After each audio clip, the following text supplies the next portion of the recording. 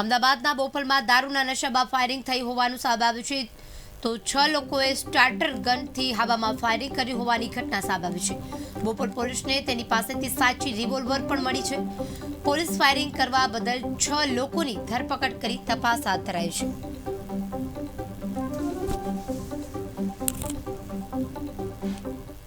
Bopal police સ્ટેશનની હદમાં એક Kavisha celebration કરીને બિલ્ડિંગ છે.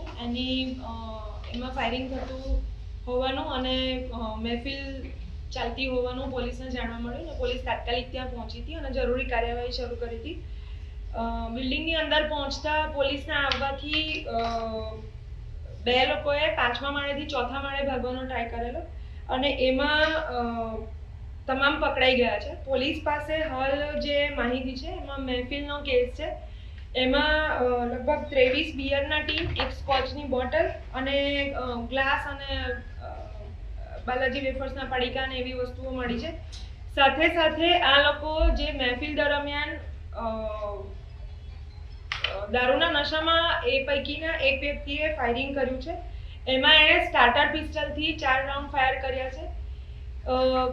લગભગ વધારે રાઉન્ડ પણ ફાયર કર્યા હોવાની શક્યતા છે. હાલમાં અમને 7 ખાલી કેસ મળ્યા છે.